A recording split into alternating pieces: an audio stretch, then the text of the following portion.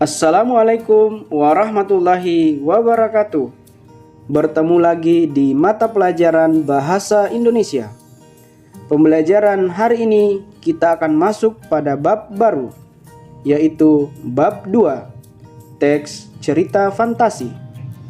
Yuk kita mulai pembelajaran dengan membaca basmalah. Bismillahirrahmanirrahim.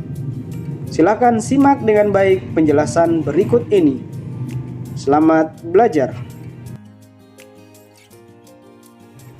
Kalian pasti pernah menonton film fiksi seperti Spider-Man, Harry Potter, cerita fabel, cerita rakyat. Nah, itu semua adalah cerita fantasi. Lalu, apa sih cerita fantasi itu?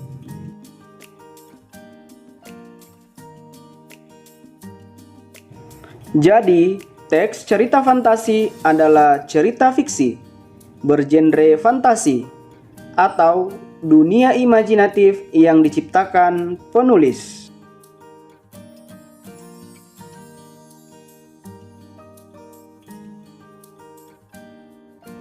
Selanjutnya, kita akan berbicara mengenai ciri-ciri umum teks fantasi.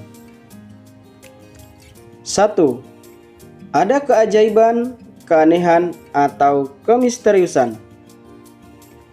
Cerita fantasi mengungkapkan hal-hal supranatural atau kemisteriusan, kegaiban yang tidak ditemui dalam dunia nyata. Pada cerita fantasi, hal yang tidak mungkin dijadikan biasa. Tokoh dan latar diciptakan penulis tidak ada di dunia nyata atau modifikasi dunia nyata.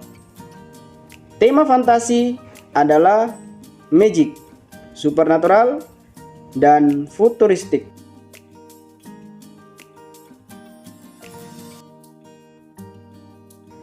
Selanjutnya adalah ide cerita sederhana. Ide cerita terkadang bersifat sederhana, tapi mampu menitipkan pesan yang menarik. Tema fantasi adalah magic, supernatural, dan futuristik. Contoh, pertempuran Komodo dengan siluman serigala untuk mempertahankan tanah leluhurnya. Petualangan di balik pohon kenari yang melemparkan tokoh ke zaman Belanda, zaman Jepang. Lalu, ada kegelapan karena tumbukan meteor. Kehidupan saling cuek dalam dunia teknologi canggih pada 100 tahun mendatang.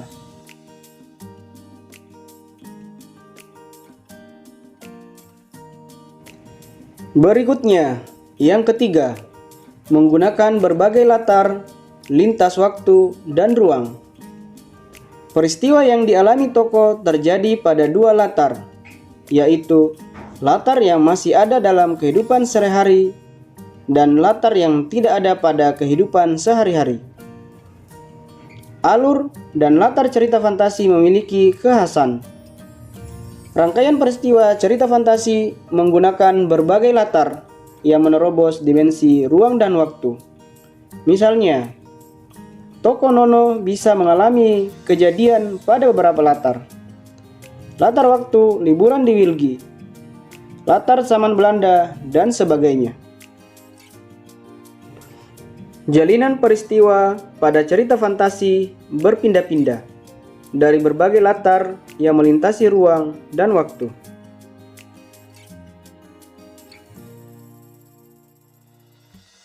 Selanjutnya, yang keempat, tokoh unik atau memiliki kesaktian. Tokoh dalam cerita fantasi bisa diberi watak dan ciri unik yang tidak ada dalam kehidupan sehari-hari. Tokoh memiliki kesaktian-kesaktian tertentu. Tokoh mengalami peristiwa misterius yang tidak terjadi pada kehidupan sehari-hari. Tokoh juga mengalami kejadian dalam berbagai latar waktu. Tokoh dapat ada pada setting waktu dan tempat yang berbeda zaman. Misalnya, pada waktu lampau, atau waktu yang akan datang, atau futuristik.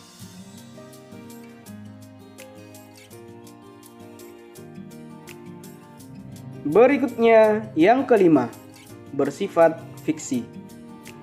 Cerita fantasi bersifat fiksi, artinya bukan kejadian yang nyata. Cerita fantasi bisa diilhami oleh latar nyata atau objek nyata dalam kehidupan, tetapi diberikan fantasi.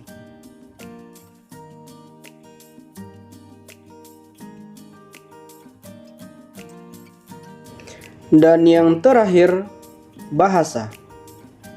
Penggunaan sinonim dengan emosi yang kuat dan variasi kata cukup menonjol. Bahasa yang biasanya digunakan dalam cerita fantasi adalah variatif, ekspresif, dan menggunakan ragam percakapan atau bukan bahasa formal.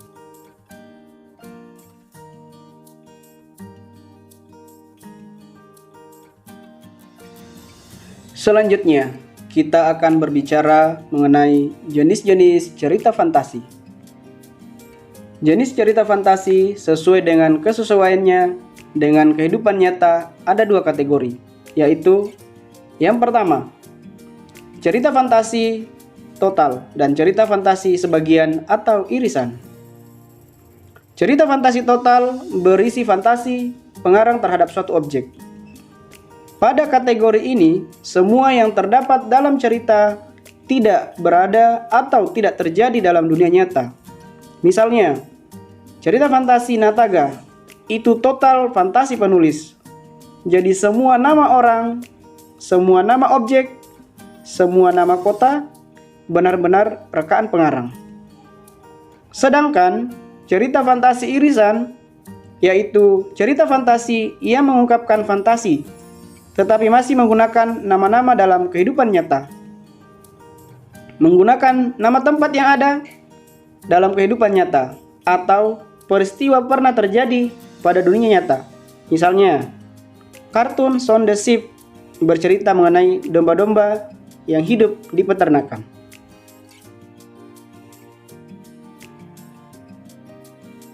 Selanjutnya, yang kedua, cerita fantasi sesaman dan cerita fantasi lintas waktu.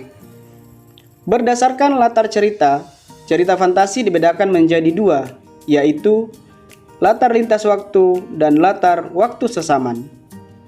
Latar waktu sesaman berarti waktu yang digunakan pada satu masa.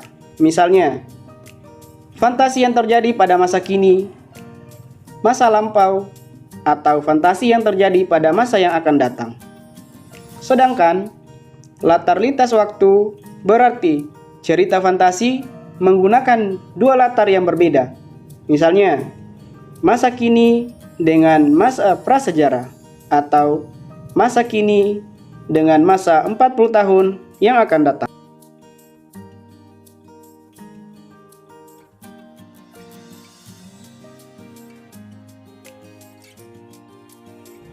Selanjutnya, kita akan berbicara mengenai struktur teks fantasi. Yang pertama adalah orientasi. Orientasi merupakan pembukaan teks yang berisi pengenalan tokoh, latar, watak, dan konflik. Contohnya, Minggu pagi yang cerah, Budi, Udin, dan Jaka berada di negeri kabut.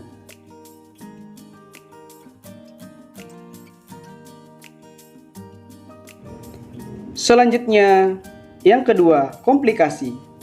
Komplikasi merupakan bagian yang berisi masalah atau konflik yang berisi hubungan sebab akibat, sehingga muncul masalah hingga masalah itu memuncak.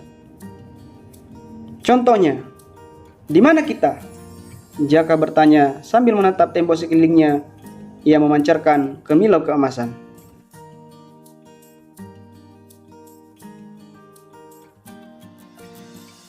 Struktur teks yang terakhir adalah resolusi.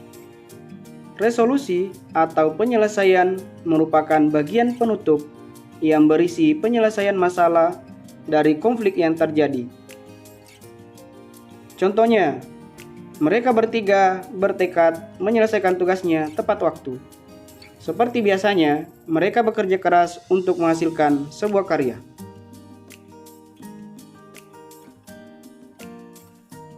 Selanjutnya, kita akan berbicara mengenai unsur-unsur kebahasaan teks cerita fantasi.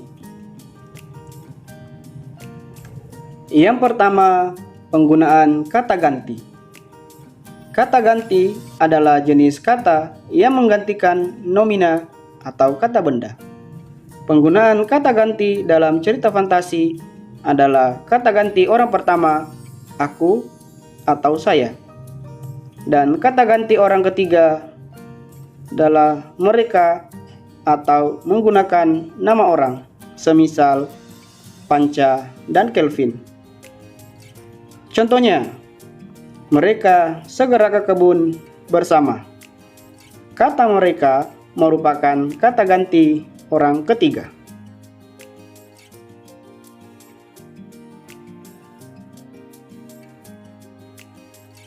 Berikutnya, penggunaan latar.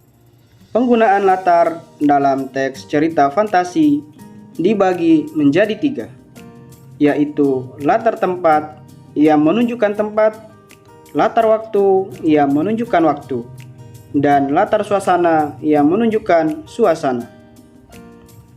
Contoh, saat tengah malam Susan menangis di kamarnya. Saat tengah malam menunjukkan latar waktu, saat menangis menunjukkan latar suasana, dan di kamarnya menunjukkan latar tempat.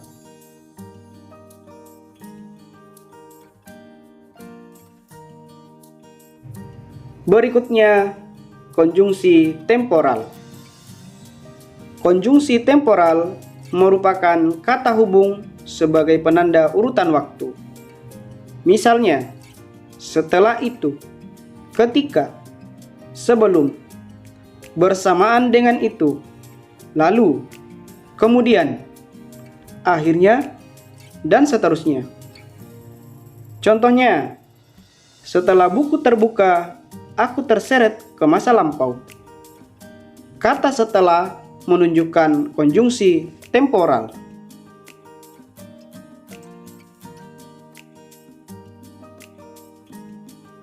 Selanjutnya, penggunaan kata atau ungkapan keterkejutan. Penggunaan kata atau ungkapan keterkejutan berfungsi untuk menggerakkan suatu cerita atau memulai masalah. Contoh, tiba-tiba seorang alien berukuran besar datang. Kata tiba-tiba tersebut menunjukkan keterkejutan.